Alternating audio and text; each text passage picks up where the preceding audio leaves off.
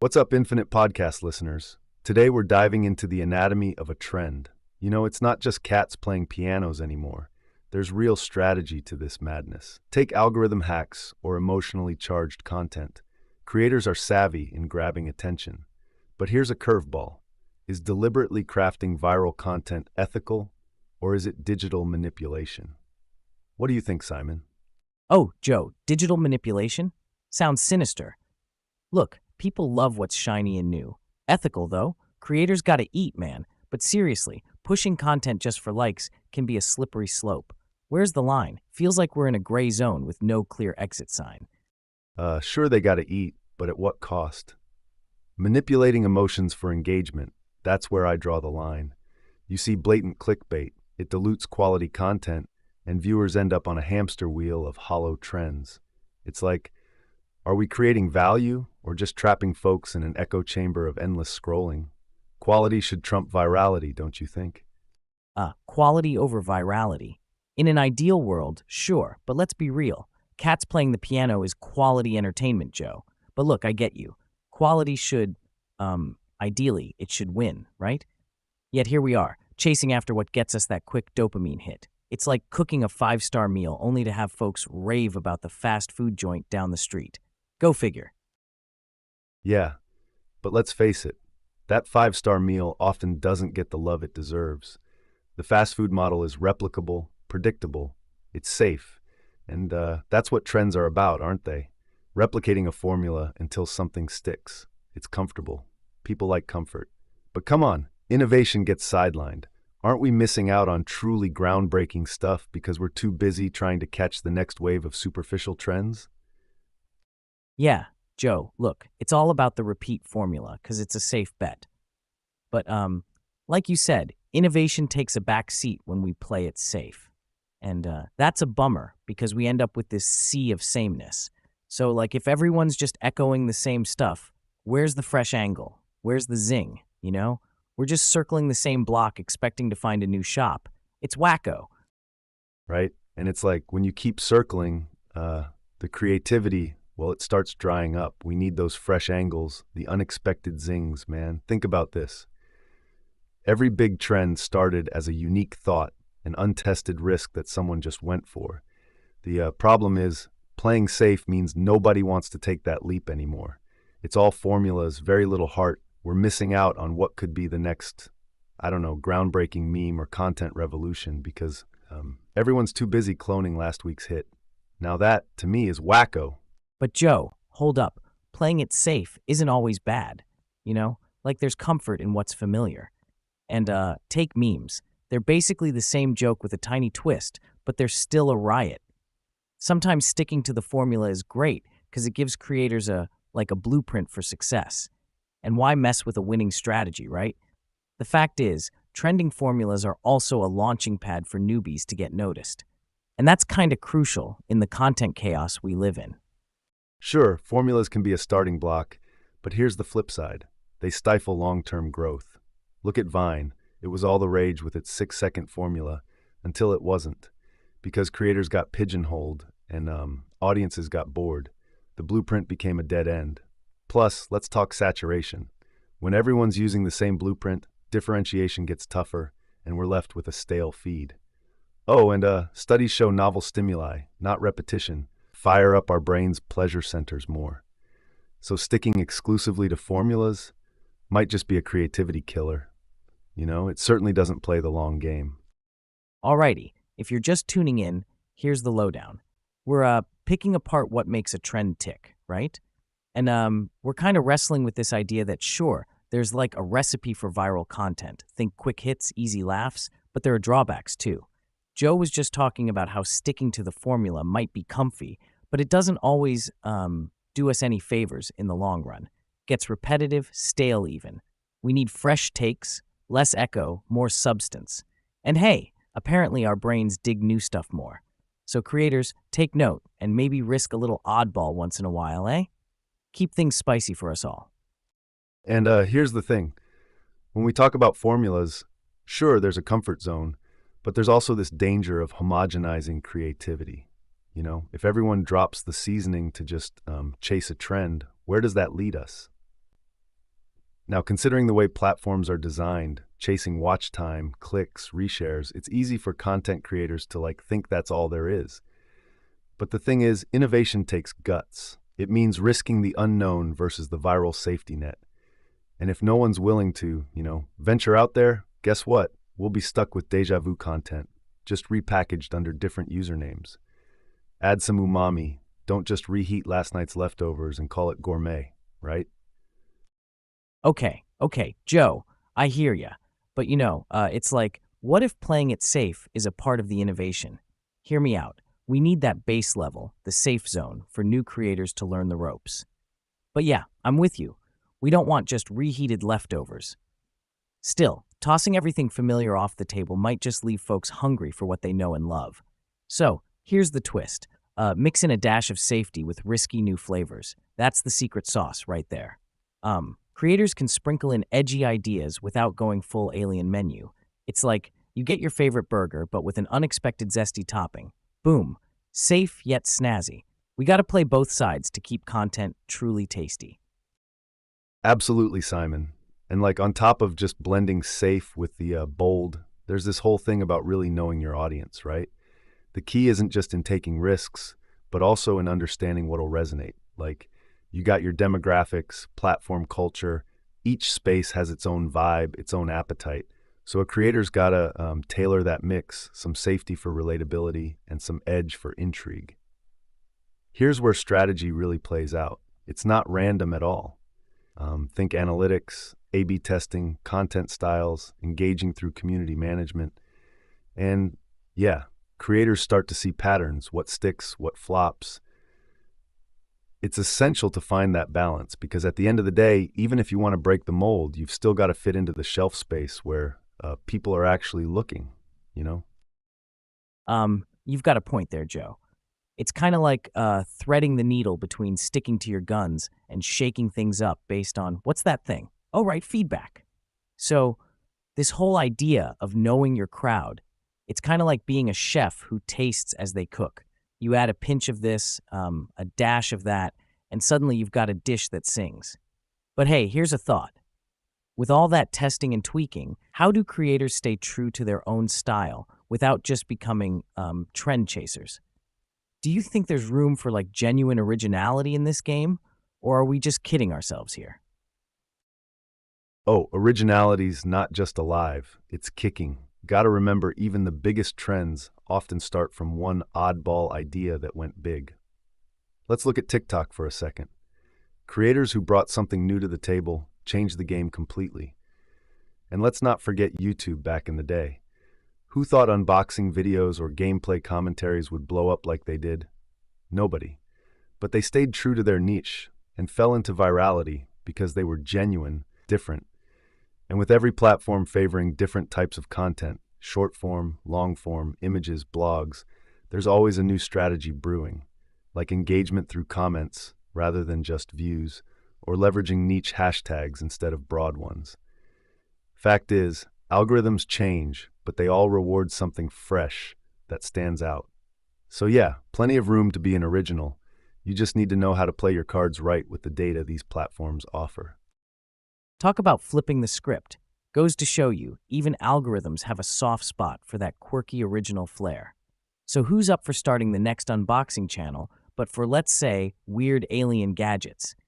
I bet that hasn't hit your feed yet. All this talk about originality and algorithm favoritism, it's a pretty slick segue into something I've been itching to get into, the psychology behind engagement. It's like, why do we click what we click? There's an entire science to what grabs our attention. Memes are the tip of the iceberg. Every platform's got its secret sauce algorithm that serves up content a la carte. But now I'm thinking, Simon, tools like analytics and metrics, are they stifling raw creativity or just guiding it? And are we focusing too much on viral targeting that exploits user behavior rather than enhances it? Let's dive in.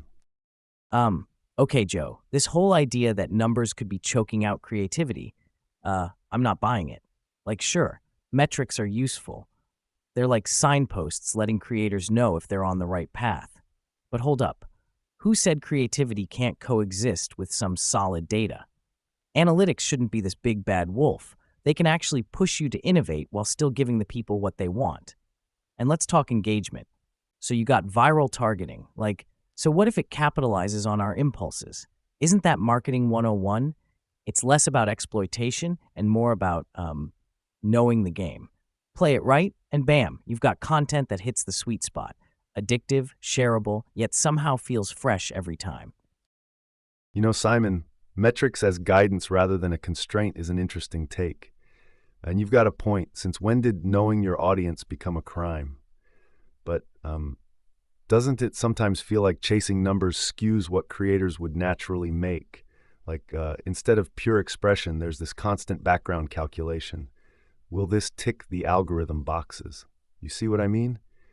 And with viral targeting, sure, it's savvy marketing, but aren't we also in a cycle where content's tailored to addictive patterns more than substance? Consumer psychology isn't just about engagement. It's deep-rooted emotional connection, right? So here's my question. Can we honestly say that driven by analytics, we aren't nudging the boundary between engagement and exploitation just a bit too far? So about this whole analytics thing, it kind of feels like we're all in a lab being watched to see what makes us tick, right? And the memes, they spread like wildfire because they hit this nerve. Simple, relatable, smack dab in our funny bone. I guess they sort of show how these algorithms can absolutely nail what folks want to see. But wait, Joe, you've got me pondering now.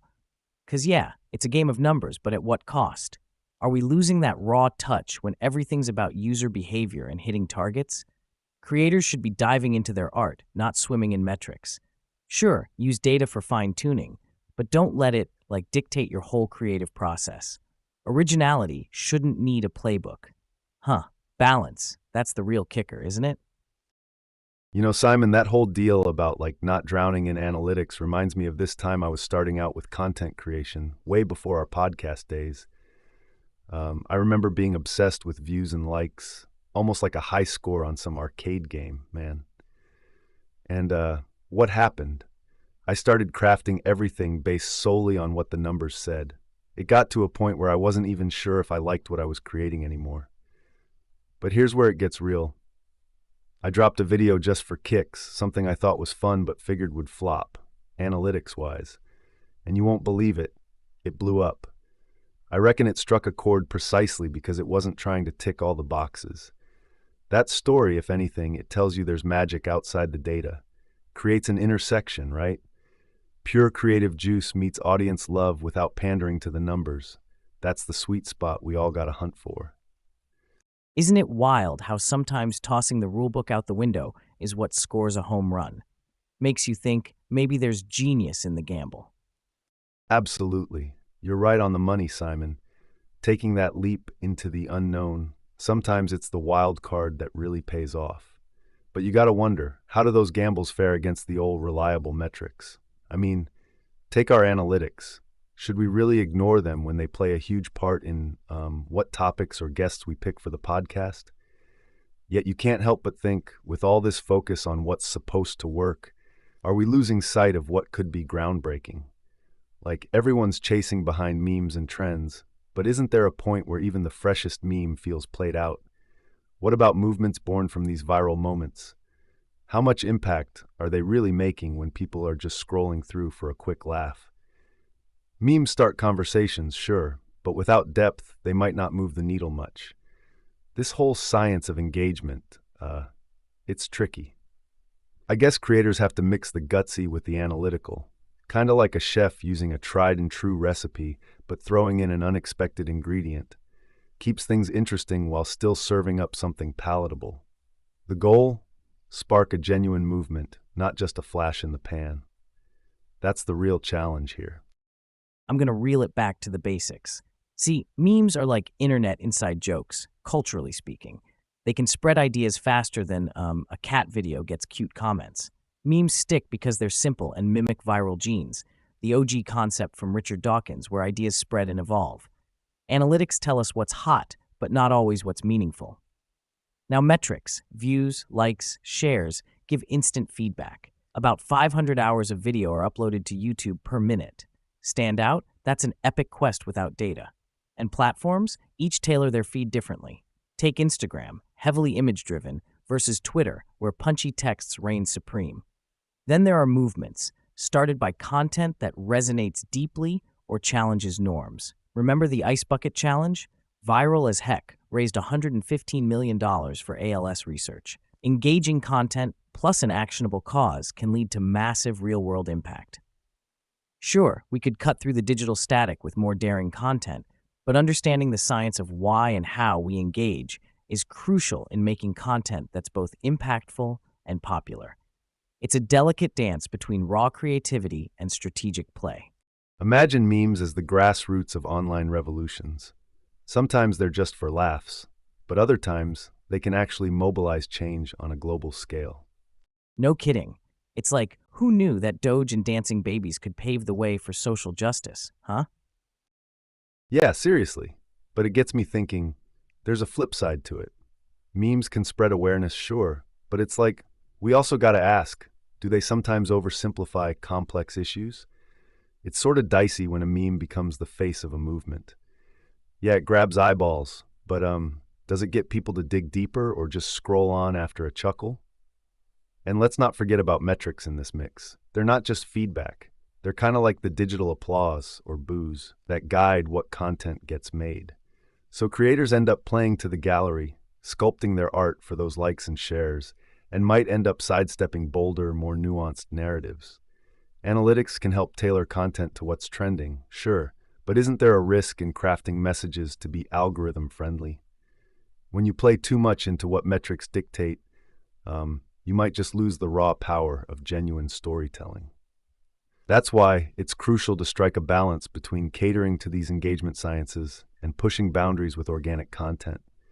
Keep audiences intrigued without selling out on substance. Ain't an easy juggling act, is it? It's a real tightrope walk, isn't it? On the one hand, you've got the appeal of snappy memes that can sometimes make reality digestible, and on the other, the heavyweight truth that might get lost in all the noise.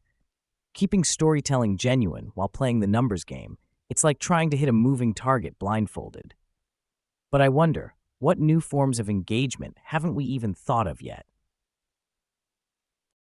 Speaking of engagement, Simon, this reminds me of those trend attempts that turned into massive flops. Like, when a marketing team tries to jump on the viral bandwagon but ends up with a nosedive into meme infamy. Oh man, we've got to dive into some of those hilarious fail stories. And hey, let's do our own improv take on an overly enthusiastic marketing squad trying to push the next big flop. I can already see it. Guys, what if we made dabbing, but with your feet? Disaster written all over it, right?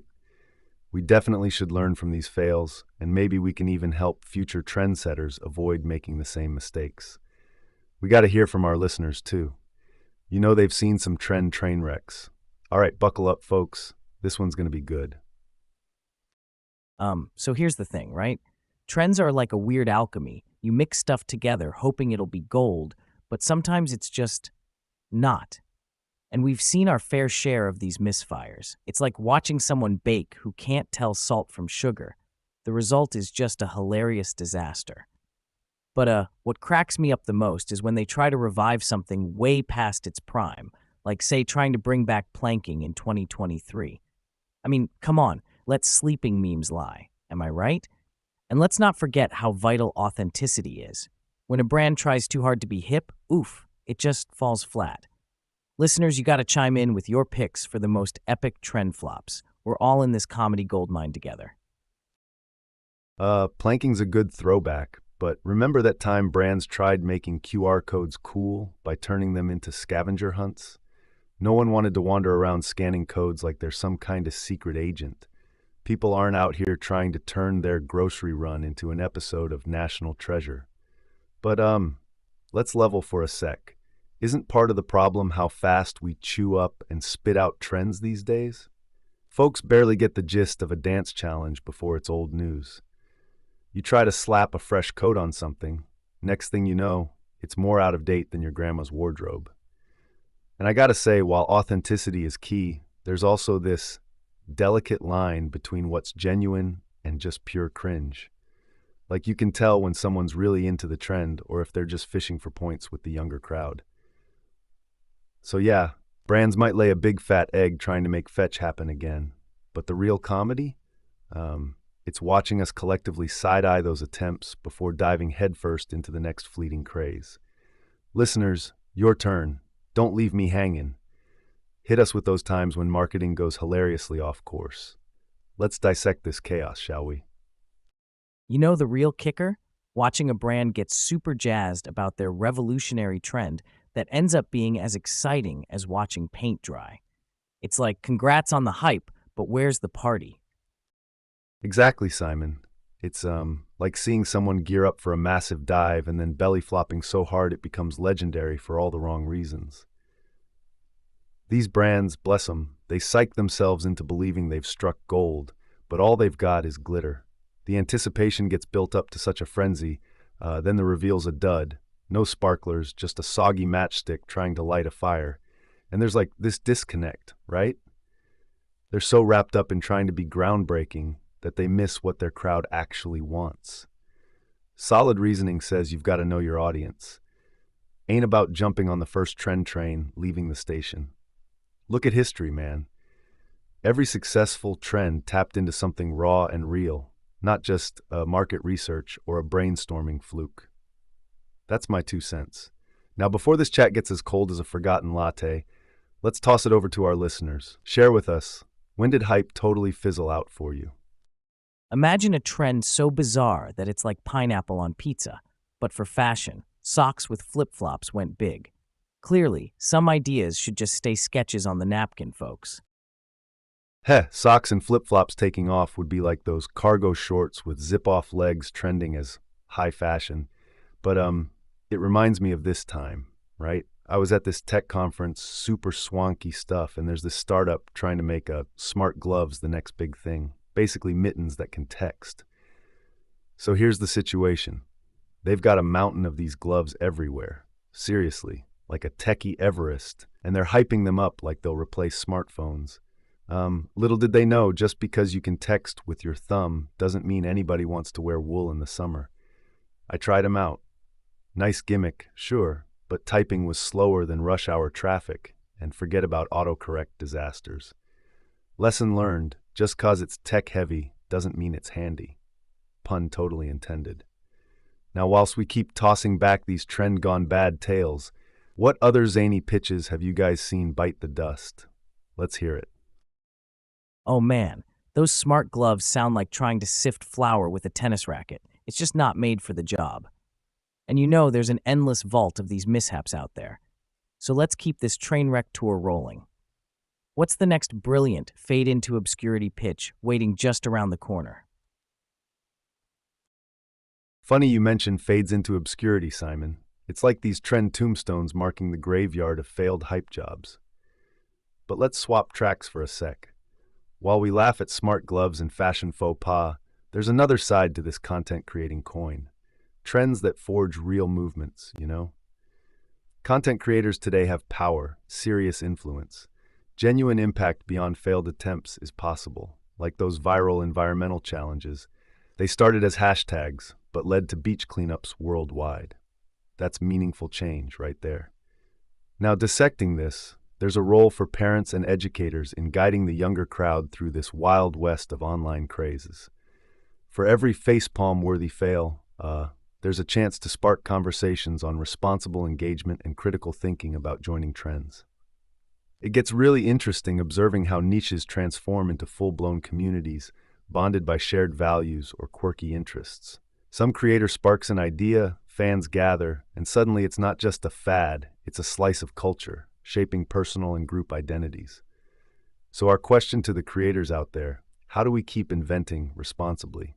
How can we use the magnetism of content to craft trends that give back positively, that build constructive culture, instead of just floating out products for a quick buck? Listeners, weigh in too. How should we navigate and contribute to these currents of creativity flowing through our feeds, making sure we're part of movements that matter? It's like we're all chefs in this big cultural kitchen.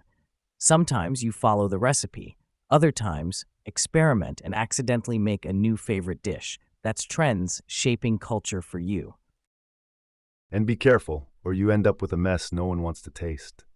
Good thing is, sometimes that weird new dish sets the whole culinary world on fire. Absolutely, Joe.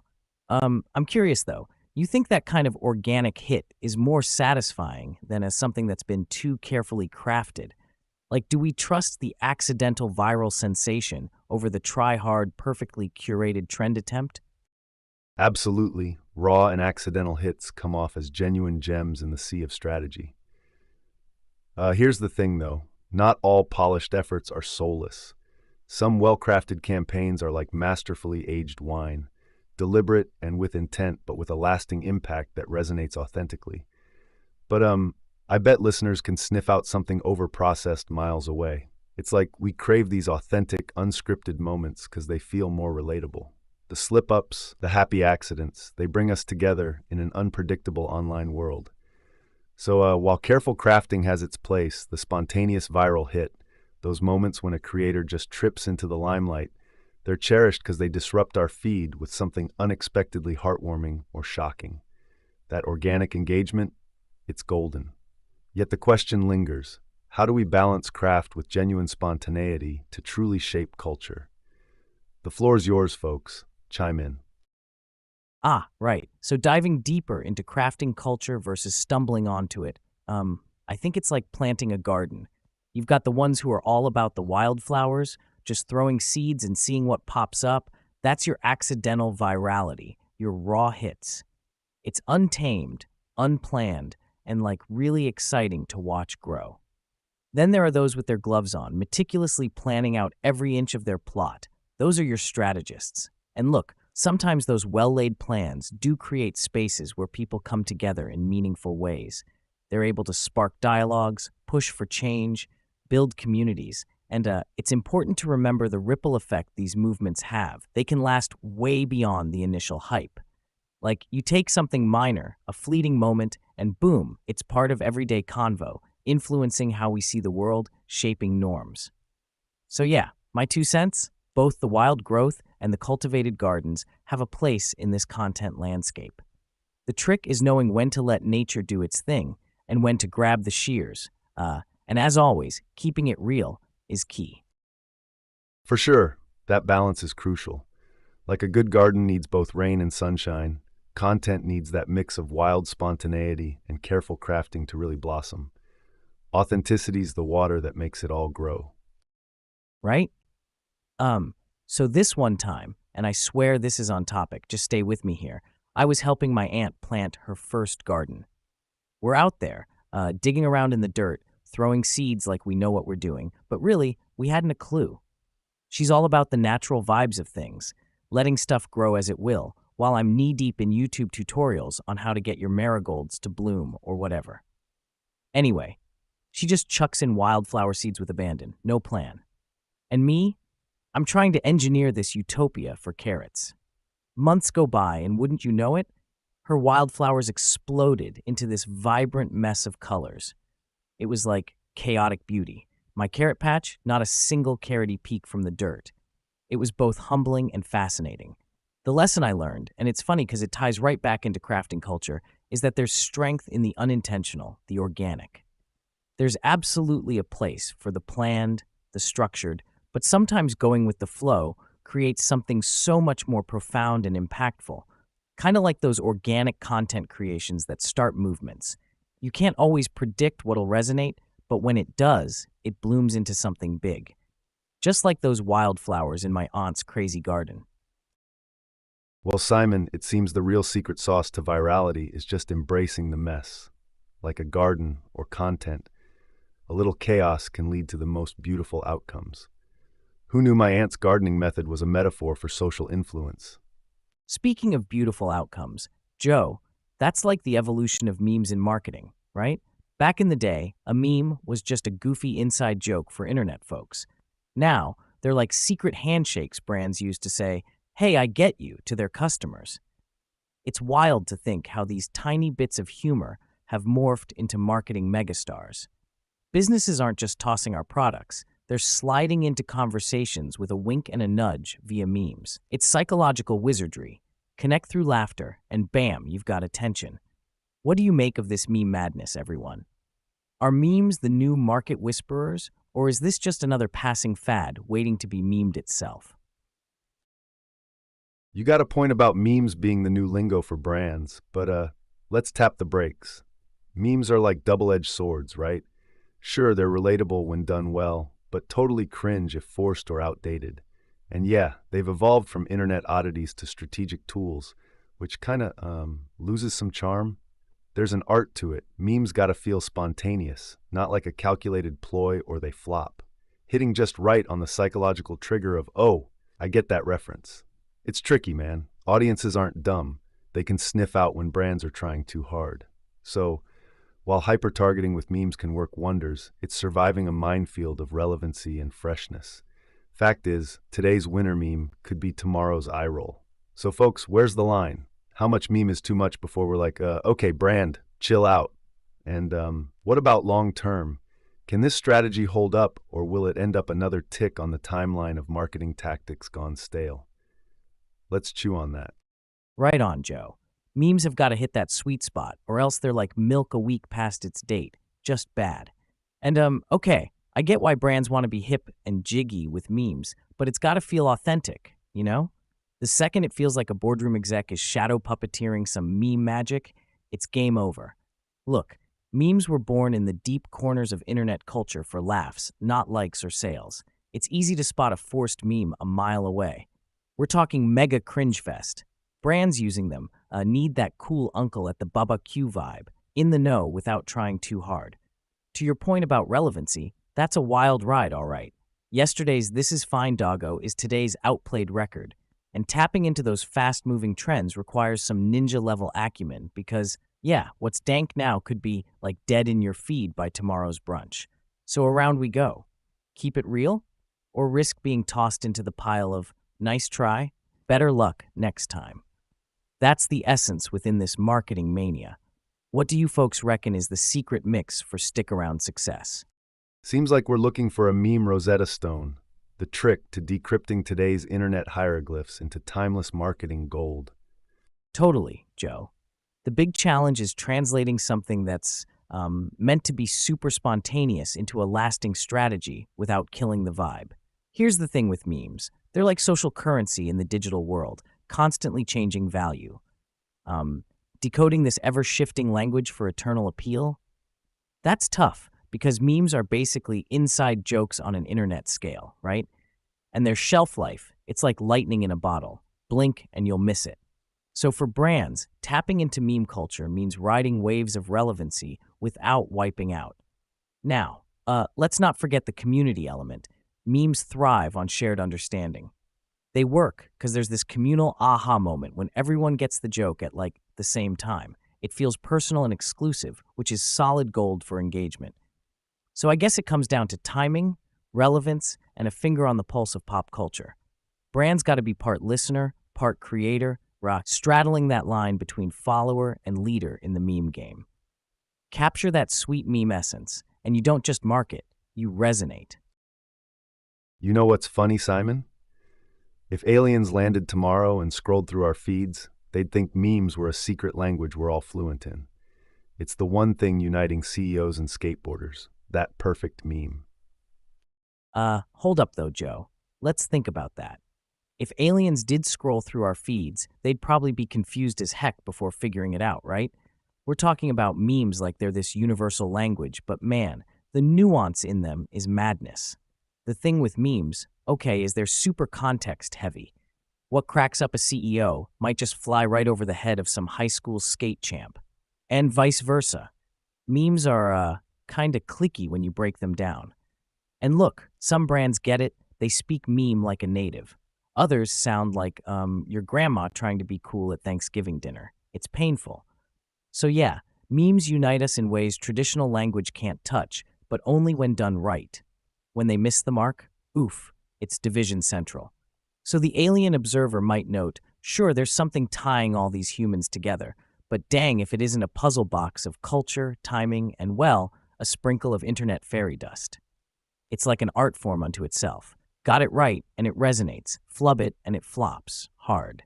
Still, I'd pay good money to see our extraterrestrial pals try their hand at crafting a dank meme. Their outsider's take? Now that could shake up the internet. Ah, right. So what I'm jabbering on about is how memes are so glued to context. It's like trying to explain why a knock-knock joke is funny but on steroids, you know? To really crush it in the meme game, brands or even our hypothetical alien meme lords, they've got to dig deep into human psyche stuff. It's not just about being current, it's the layers, the shared experiences, and sometimes it's poking fun at reality in a way that's so spot on it hurts. But good hurt, like after a laugh cry sesh. And this plays into our need for connection, knocking down walls between these totally different worlds with humor and wit. Even timing, when you drop the meme, how it spreads, the reactions from the crowd, it all weaves this complex web that can turn a simple image with text into a cultural snapshot. It might seem silly on the surface, but underneath, there's something profound about capturing humanity's silly side like that. So inject some outsider perspective into that mix. An alien POV? Man, that could flip the script entirely. Maybe they'd see angles us Earthlings are too stuck in our ways to catch. That fresh gaze, like distanced from our truth. Adding another dimension to the humor that hits different and, well, maybe even more universally. Mind-bending, huh? Imagine this hypothetical alien drops a meme that's so universally relatable, it completely reshuffles our concept of humor. Now that's an intergalactic curveball. Oh, speaking of intergalactic curveballs and reshuffling humor, it's like how some brands have got meme jitsu down to an art form by reflecting what their audience values, right? Like that's taking know your crowd to a whole new level. These successful cases show us mirrors of our quirks and truths, which is kind of genius if you ask me. It's not just a laugh, it's looking into a funny mirror that gets who you are. Reflecting those audience values, tying them back to the brand without feeling like a sellout move, no small feat. Now, consumer behavior. Man, that's a beast of burden on its own. They tend to react way better to these laser-sharp memes than your grandpa's one-size-fits-all ad campaign. And as for what lies ahead, with how culture and tech are dashing forward, we could see targeting so precise, it'll make today's hits look like cave paintings. What's your take? Yeah, see, the whole hyper-targeted meme thing can be a slippery slope. Like, some brands nail it with humor that's just right, but others, they kind of misjudge their own reflection. Take, for instance, those fast food chains getting into Twitter beefs, pun intended. They echo what we're all thinking while jabbing at competitors, and man, do people eat that up. It's a direct hit on consumer identities, wrapped in a tortilla of snark. But dig this. Not every brand has such a charmed meme run. Many try and fail because they miss the nuance. And let's talk trends. Technology now lets you micro-target groups by, like, their dog's favorite toy. But there's got to be a line, right? We don't want to feel spied on. Looking ahead, are we talking hyper-personal memes that know your coffee order before you do? It's intriguing, sure, yet kind of chilling. So, where to draw the ethical boundary in the meme sand?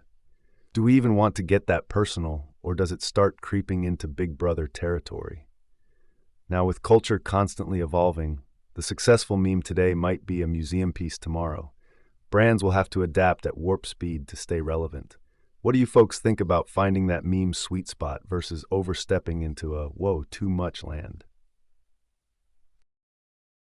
Oh, for sure. It's like brands are one step away from sliding into your DMs with a meme tailored to the dream you had last night. Entertaining, yet mildly horrifying thought. How deep do we really want them in our heads? Could these ultra-personalized memes end up feeling more like that awkward mind-reading aunt at a family reunion who knows things she definitely shouldn't? Absolutely, Joe. Picture this. You get a meme that's so spot on about your life, it's like someone's been sifting through your trash for clues. It's unnerving because it switches from being just funny to, kind of invasive. And here's the thing. When brands use memes as mirrors, reflecting us back at ourselves, there's this delicate line. It works wonders when it's a casual nod to what we love, like finding someone else who's obsessed with that quirky show on Netflix. But dive too deep, and it's like, whoa, Privacy much? Sure. Technology lets us cut through the noise straight to individual taste buds of humor. However, the art isn't just targeting, it's targeting without making fans feel dissected under a marketing microscope. Looking forward, brands aiming to maintain that magic in the meme marketplace will have to balance insight with courtesy, because while we like to be seen, nobody wants to feel watched. So yeah, there's huge potential in personalized memes, if, and that's a big if, they keep it more friendly sidekick, less stalkery vibe. Diving a bit deeper here, when memes act as mirrors, they reflect our cultural mood, right? Take a snapshot moment, like everyone buzzing about some big TV show finale. Brands that pivot their content to share in that buzz, they're partaking in a collective experience. It's connecting on another level. But brands gotta ask, how much of this mirroring is cool before it gets weird? Like, wow, this ad gets me. To wait, how does this ad get me? We're cool with shared experiences, less so when it feels individualized to the point of surveillance. Plus, meme lifespan. It's interesting because they can kickstart trends or smash them into oblivion. One day it's a hit, next it's cringe. So brands looking in that mirror gotta not just reflect but project where's the audience headed and what will resonate tomorrow. They've got to navigate these waters without tipping the boat, keeping us laughing with them, not at them. In the end, it comes down to striking the perfect balance of relatability and respect for boundaries. Memes can start conversations, but brands should consider the dialogue they're initiating. Are they adding value or just noise? That's kind of key. It's wild to think our own meme preferences could serve as a sort of social compass, pointing marketers to where we're at, and freaky enough, maybe even where we're going.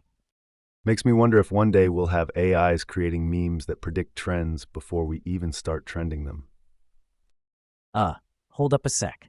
An AI pumping out future vibe memes before they're even a glimmer in our collective eye?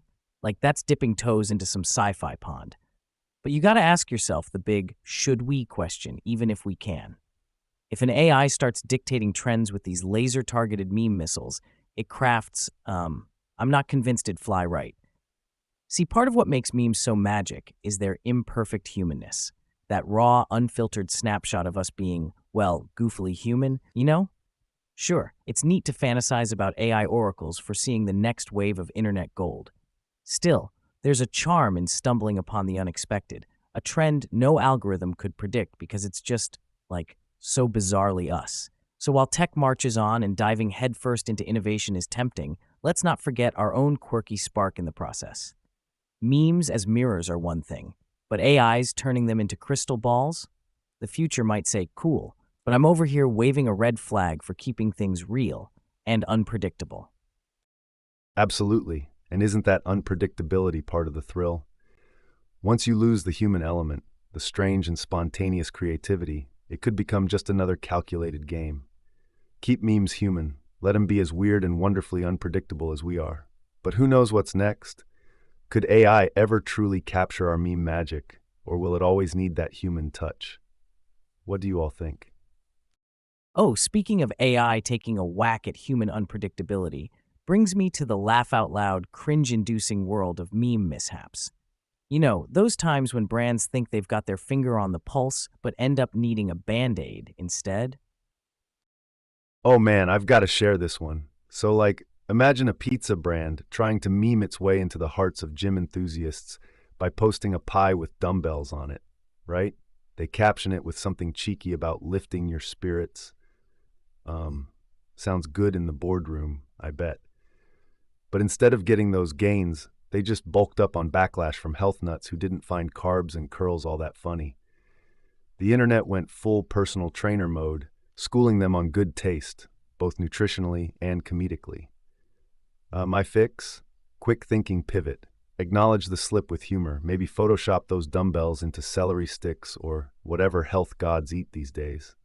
Own the goof, apologize if it truly offended, and spar a little with the crowd. What can I say?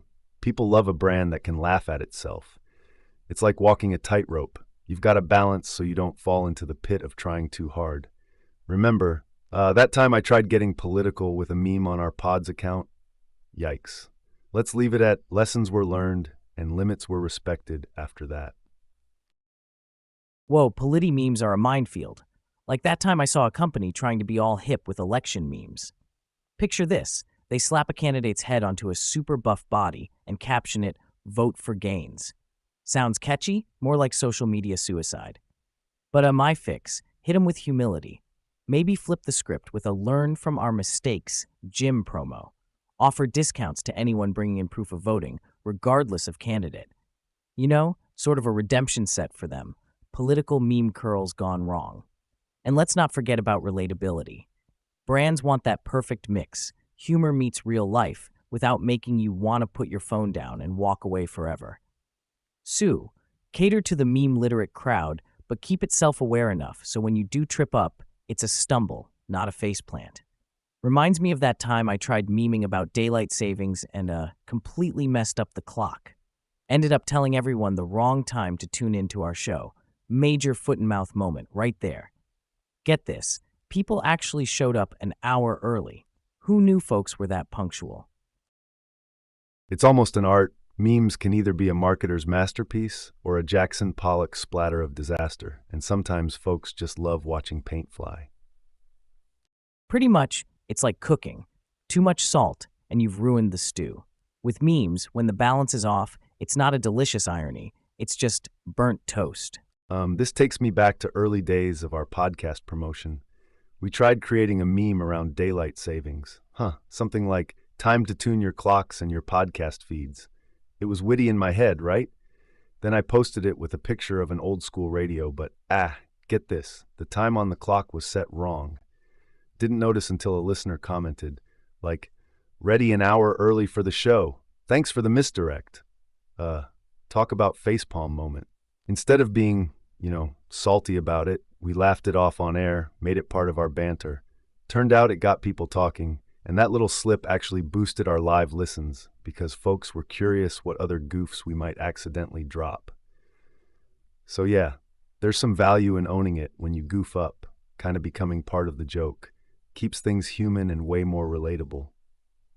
Yeah, you know what it's like? It's those cooking show fails when the chef's souffle just implodes. The whole caption this catastrophe shtick is basically saying, we aimed for gourmet and landed in a food fight. Like, there was this ad for dog food with a cat in the picture because some intern mixed up feline and canine. Instead of flipping their lid, they should have rolled with it. Maybe captioning with, so good even Mr. Whiskers can't resist. It's, all about turning that oops into an opportunity. Make a meme mistake, flip it into a contest, spot our slip-ups, get a prize. People eat that up more than free samples at a deli. And speaking of missteps, remember when we tried to jump on the whole Tide Pod challenge craze with a joke? Kinda missed the mark on reading the room with that one. Teens eating laundry pods, serious stuff. But we learned, it's not enough to follow trends. Gotta read the societal mood, like a surfer eyeballing the perfect wave to ride or wipe out spectacularly. Totally. I mean, the line between a viral hit and an all-out flop is super thin. Just like with that cat-dog food snafu, right? These things happen, but it's all about how you recover or capitalize on the humor to bounce back even stronger. So, taking a step back here, do you think audiences are more forgiving when a brand leans into their mistakes with humor? Like, does it endear them more to us, just for showing they're human too? Absolutely. It's like when someone trips and instead of getting embarrassed, they turn it into a jog. When a brand can laugh at itself, it's like they're winking at the audience saying, yep, we're goofballs too. Makes them feel less like a big corporate giant and more like a goofy friend who spills their coffee and laughs it off. Keeps them down to earth and relatable. Besides, everyone loves a good comeback story, right? Who knows what hilarious catastrophe could be turned into a winning moment next? It's funny, how tripping up can sometimes put you in the lead. That jog out of a stumble, priceless. But bouncing off that, let's dive deeper. How do these viral moments shape our view of a brand? Like when a meme sticks, does it actually forge a stronger bond with consumers, or is it just like, here today, gone tomorrow? And what about the ethics of this all? Are memes just lighthearted hooks, or do we think they've got strings attached, subtly pulling at our choices? Yeah. So when you're scrolling through your feed and chuckle at like some wacky brand meme, it's gotta leave an impression.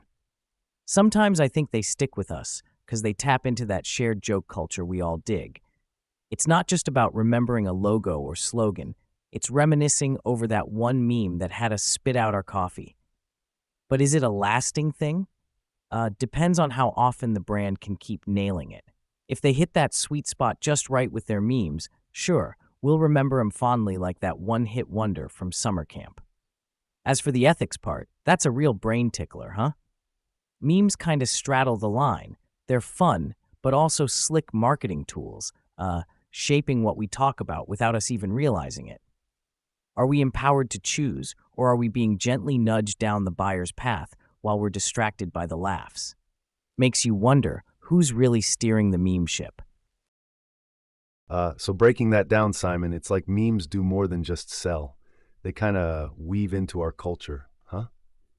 Brands that score a viral hit can end up shaping conversations, making an impression that's both lasting and impactful. Yet the big question is, are we okay with being nudged along without realizing it? So, to all you listening, what do you think, eh? Are these meme tactics fair game in the world of relentless marketing? Or have we opened kind of Pandora's box, letting go too much of our own decision-making power? I mean, you hit it right there, Joe. Memes aren't just quick laughs, they're sticky, they cling to your brain. And brands, they want to be that piece of gum on the sidewalk you can't scrape off your shoe. Stick around long enough, and bam, they've become like part of your daily chat, which is kind of wild when you think about it. But regarding us being nudged, it's tricky. Sure, we love the funnies, the relatables, but it's like finding out your favorite burger spot's secret sauce is just, ketchup and mayo. Are we cool with it? Because sometimes it feels like memes blur the line between choosing and being chosen for. So I'm tossing this back at our listeners. When does clever marketing cross into sneaky vibe check territory where you're laughing but also buying something without fully realizing why? Where do we draw that line in the meme sand? Yeah, Simon, I think you're onto something. Memes are like those earworms. Once they get in, good luck getting them out. Brands, they've caught on. They know that a meme can make them the talk of the town for a hot minute and then some. But it's this exact stickiness that can feel, a tad manipulative. Like you don't realize the seeds being planted every time you crack up at some viral joke. Caught up in the laugh, we might be missing how our views are kind of co-opted into this sort of collective buying decision. And you're right about drawing the line. It's got to be visible, clear. We should enjoy memes, but also stay sharp, recognizing when fun flips into subtle coercion. It's like sticking a label on that secret sauce bottle. Sure, enjoy the taste, but also know what's in it? On the flip side, though, isn't it like on us to discern between a joke and a plug? Sure, brands are clever with memes, but it's not always some dark art of persuasion. Like a laugh can be just that, a good old chuckle without strings. And yeah, memes can influence us, but we're not sheep. Hello, agency and choice. Anyone? Sometimes we give companies too much credit for our own picks. The stats show that while memes do boost engagement, they don't always translate to sales. So maybe that laughter is just, shared culture, and what we buy still rests in our capable hands. It's tricky, because yeah, marketing's powerful, but so's common sense and self-control, right? That's a solid point, Simon. We've got brains and humor. We're not just wallets waiting to be emptied. Plus, consider this. When everything's a meme, maybe nothing is. Could be we're heading toward total meme overkill where they stop working altogether. Imagine brands trying so hard and everyone's just scrolling on by like, seen it, what else you got? Now that'd turn the tables. Oops, my bad. Looks like I can't dive into that one without tripping over the rules a bit. Let's just say, staring at a flood of memes, we might just become immune, like how you stop hearing a clock ticking after a while. Overuse in marketing could totally make us numb to the whole meme magic. Now, wouldn't that be something? Totally, the clock-ticking metaphor nails it. We adapt, tune out the noise. If memes become white noise, brands might have to cook up something new or risk losing their zing. That day's not quite here yet, but hey, Could be interesting to see what next trick they try to pull from their hat when meme magic fizzles out. Well, there's plenty more to uncover about the way we craft these iconic impressions and how they resonate or fade into the background of our digital lives. What do you all think is the future of meme marketing? Speaking of memes and the whole visual gag shebang, it's not just static images getting the spotlight. We're actually witnessing an evolution, right? From words on paper to like these tiny digital hieroglyphs we tap out without a second thought. I'm talking about emojis, man. You've got brands pumping out custom emojis like there's no tomorrow, looking to etch their stamp straight into your emoji keyboard. It's not just smiley faces anymore. It's a new brand language, all in pictures. Have you seen how some companies basically turned them into tiny ads? Yeah, it's wild. Take this. Emojis started in Japan, right? Early 90s, a guy named Shigetaka Kurita designed the first set. But flash forward and they've evolved from simple faces to complex symbols for everything under the sun. And brands caught on quick. They saw these icons weren't just fun, they're language shortcuts. Now companies like Coke, Burger King, heck even Star Wars have their own emojis. They're targeting Gen Z and millennials who speak fluent emoji, using less words, more images. It's communication at the speed of light with personalized company flair. Check this. Twitter launched branded emojis, little logo icons triggered by hashtags. It was game-changing for live events, products drops, all that buzz creation. They've tapped into this visceral visual communication style, shaping brand recognition one tiny image at a time. And let me tell you, some campaigns have seen engagement skyrocket thanks to tapping into this emoji-onal connection. See what I did there? While emojis are like taking over, I can't help but think about how they sometimes just turn into noise. Everybody's using the same tricks, and your keyboard starts to look like Times Square with all those brand icons fighting for attention.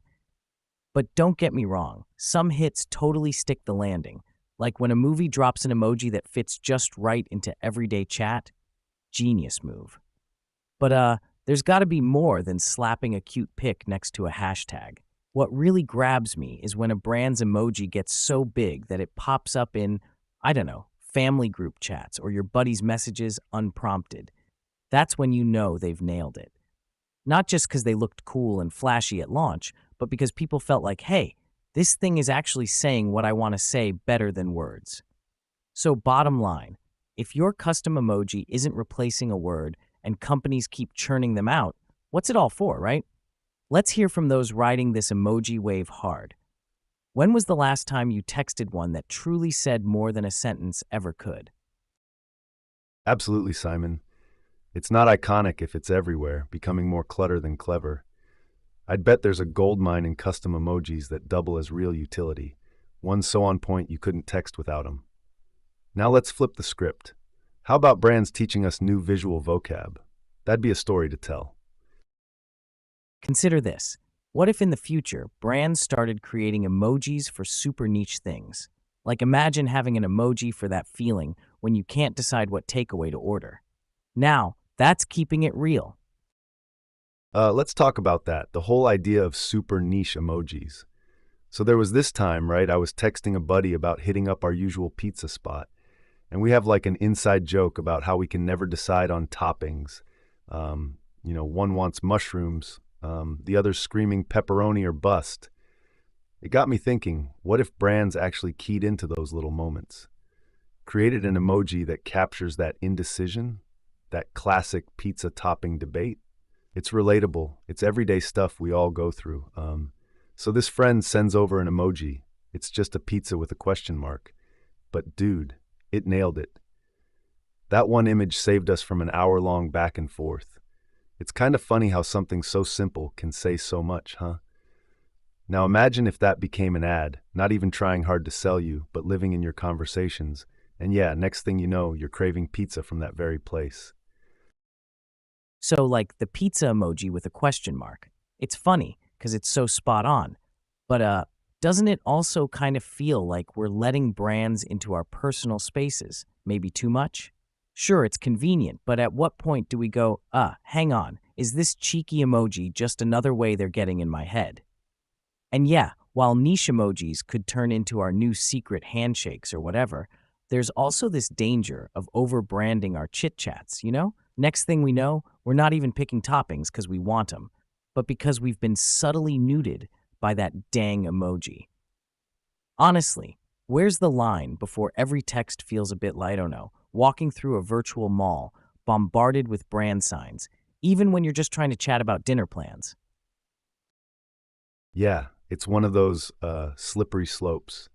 We invite these brands into our lives because they're catchy or clever, but you start to wonder, are your thoughts still 100% yours? I love that pizza emoji idea because it's so real, right? But there's this kind of unnerving sense that my personal space isn't just mine anymore. It's like, where do I draw the line between sharing a laugh and becoming a walking billboard for whatever brand snuck into my messages, you know? Having every conversation laced with marketing, even if it's just subliminal, it feels invasive, man.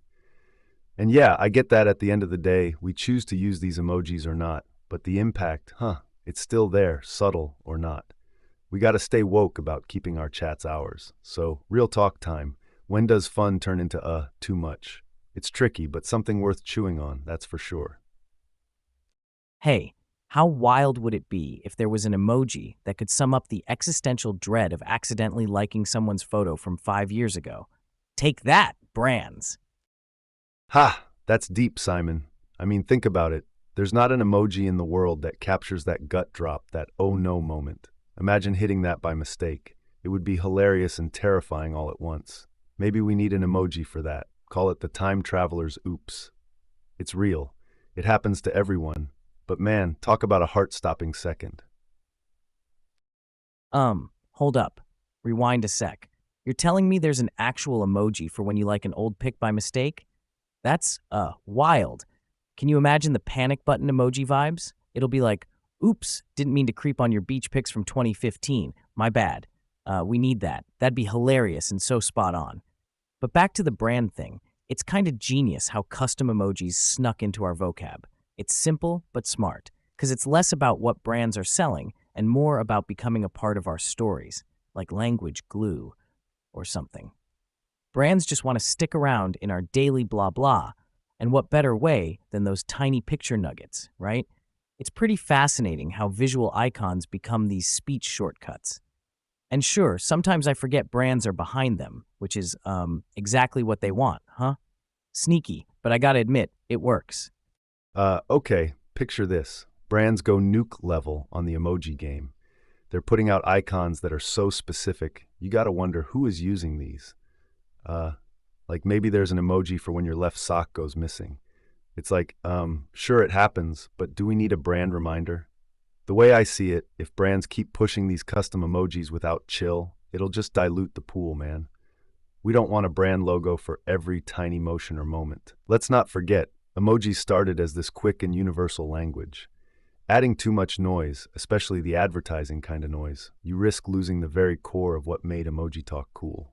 Don't get me wrong, the ingenuity of some companies integrating into our icon speak can be applaudable, but there's got to be some give here. Where do we draw that line in the digital sand? Right? Otherwise, one-click shop becomes one-click send, and next thing we know, our conversations ain't just chats, they're catalogs. Uh, totally, man. It's like they're trying to sneak a billboard into our private chats with these custom emojis, you know? But, think about it. Do we really want to trade words for icons one day? I mean, there's got to be a line where we say that's just too much. What do you think, Joe? Is there such a thing as an emoji overload? Exactly, Simon. There's a real threat of overdoing it, to the point where conversation gets buried under a pile of icons. That's emoji overload territory. But who decides when enough's enough? Convenience versus clutter. The jury's still out on this one. Now think about this. If we keep up with this icon avalanche, will emojis remain the punchy, emotional shorthand they are now, or just become another by-the-numbers branding playbook move? It's like every picture tells a story. But whose story is it? Let's ponder that for our next deep dive, shall we? Shifting gears, but sticking with our emoji chat, Joe, it's wild to think there's this whole economy popping up around these tiny pics. Companies are dropping serious cash on custom emojis for branding, aiming for a huge reach and solid engagement. But does splashing out on a picture-pitched campaign really rake in the big bucks, or is it more like throwing pennies into a wishing well? Well, Simon, it's a gamble. These companies are betting big on the hope that their custom emojis go viral, essentially buying themselves a ticket to every smartphone keyboard out there. But let's get real for a second. Does a tiny image translate to measurable ROI? Sometimes it sticks, sometimes it's just buzz without conversion. It's like they want to hit jackpot in the attention economy, but attention doesn't always mean action, right? And think about traditional slogans. Some of those are etched into our minds forever, like classic earworms. Just do it, I'm loving it. That stuff's legendary. Can a picture really pack that same punch? Brand recall needs more than just a flash-in-the-pan emoji campaign. Bottom line, an emoji might stick around on keyboards, but does it stick in your wallet? There's got to be follow-through, not just a neat icon, but a narrative that drives us from laughing at a clever image to actually pulling out our cards and making a purchase. Joe, you've got a point about those instant classic taglines. They're catchy because words sometimes have this sticking power that pictures can struggle to match. We remember them like our favorite song lyrics. Now, when it comes to emojis, let's be honest here. The ones that actually hit home are like one in a million.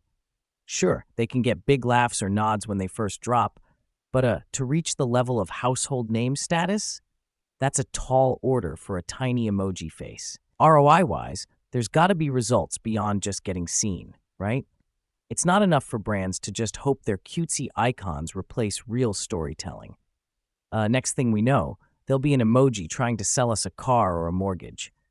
So yeah, I'm thinking there's more juice in timeless words and stories, stuff that actually taps into what people feel and need, than banking on the latest emoji fad.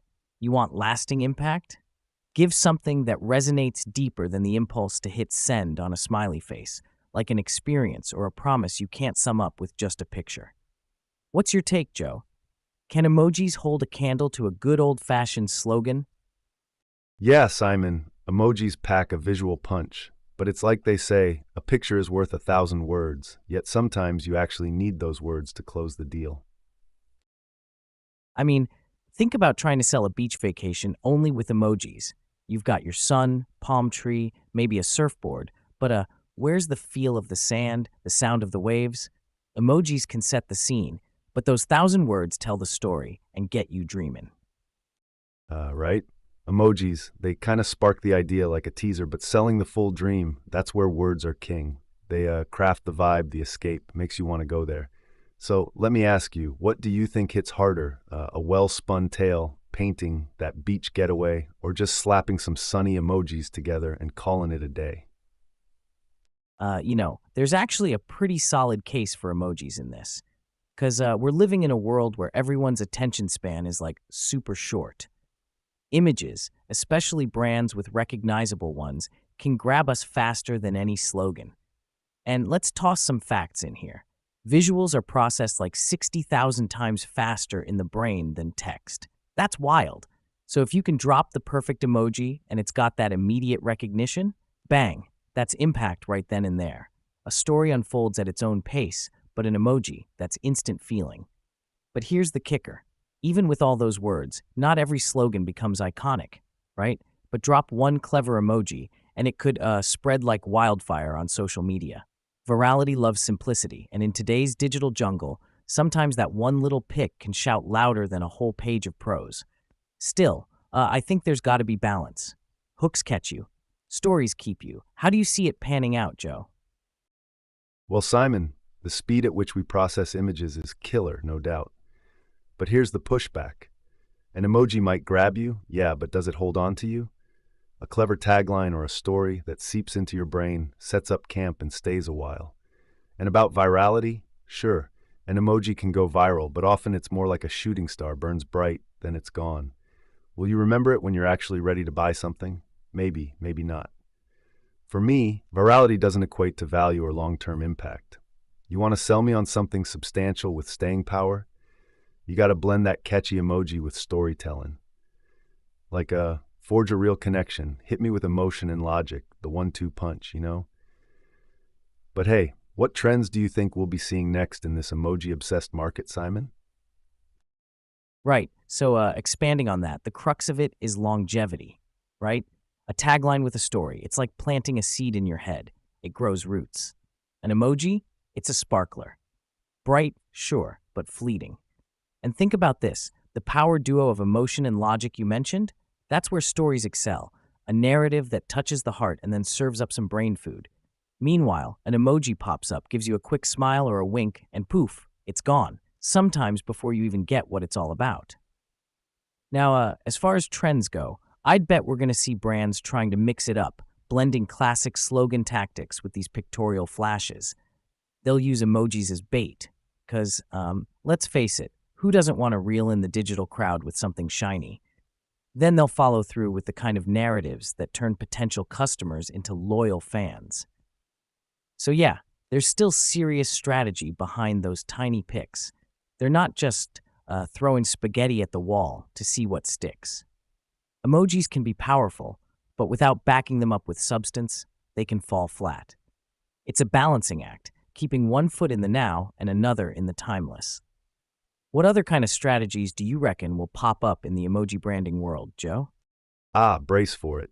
Brands might just start creating whole stories in emoji sequence, a comic strip where each panel's an emoji. Now that'd be something, huh? Kind of like Hieroglyphics 2.0. All right, folks, if you're just tuning in, Joe and I have been riffing on this whole world of emojis that brands are creating for marketing, right? It's like they're trying to cram a whole ad into one tiny pic. We've been chatting about whether these branded emojis have the juice to actually sell products or if it's like just a flash in the pan kind of thing. So we've got these custom icons popping up all over, from our phones to social feeds, with companies hoping they can, say more with less by making us feel stuff super fast. But there's a question mark over whether a quick laugh from an emoji hits as hard as, let's say, a well-crafted slogan that really sticks in your head. And hold on to your seats, because we also discussed how brands might start telling stories through rows of emojis. Kinda quirky, right?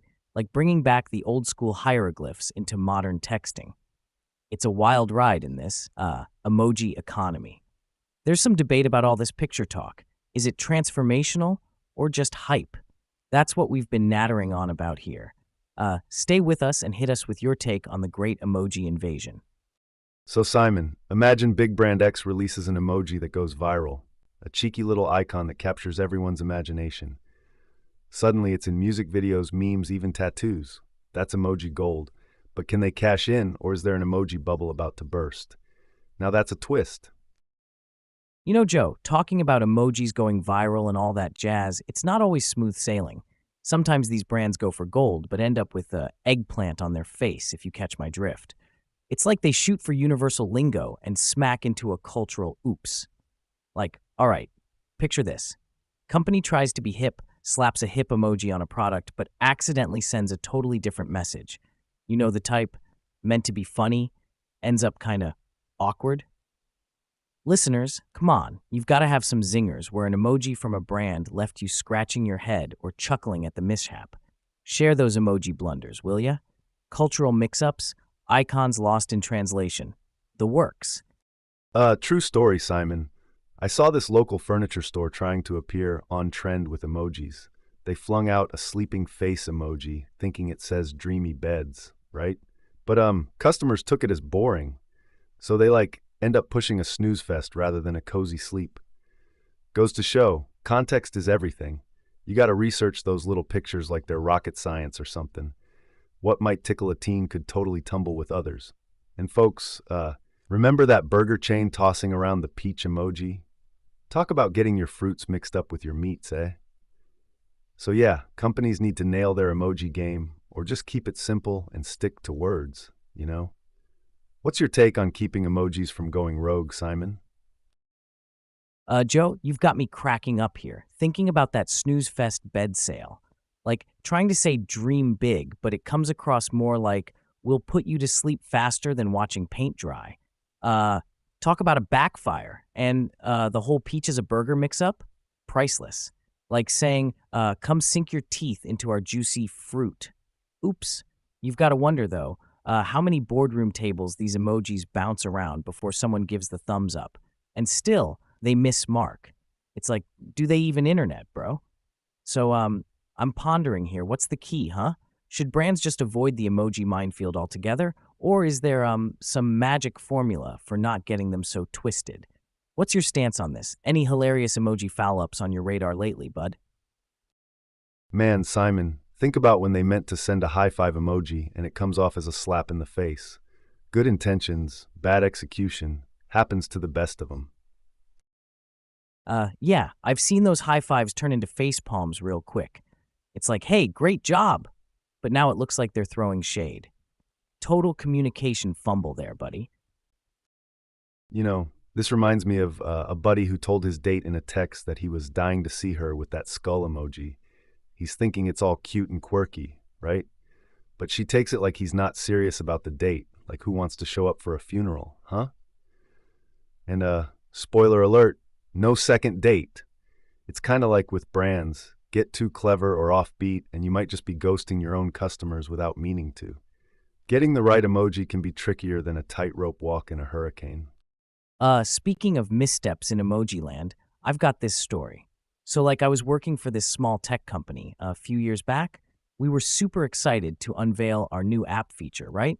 The team decided, hey, let's use the rocket emoji to showcase our shooting for the stars attitude. Sounded cool. Here comes launch day. We're blasting emails with rockets all over them. And then the responses we got were kind of not what we expected. Some folks thought we were actually launching a space program, like Elon Musk style, but on a budget pizza place kind of funds. Talk about lost in space. It's like you said, Joe, too clever, and boom, message goes sideways. What you think is quirky and upbeat turns into interstellar confusion. Those little images pack a punch, huh? Just not always the one you're aiming for. Yeah, so digging a bit deeper on that point, custom emojis can be like a shortcut, you know? They deliver emotions and ideas fast. But there's the flip side. Do they shortchange our words? Instead of spelling out feelings, we're tapping pictures. And think about this, it's like, are we getting lazy with our language? Maybe even losing a bit of linguistic finesse because we lean on these crutches. Little digital doodles that don't always carry the full weight or nuance of our thoughts. So it's pivotal, when brands or anyone slips in an emoji, that they don't let those pixels do all the talking. A mix of imagery and insightful words usually hits the mark better. Otherwise, we might just be chipping away at the richness of our language, one emoji at a time.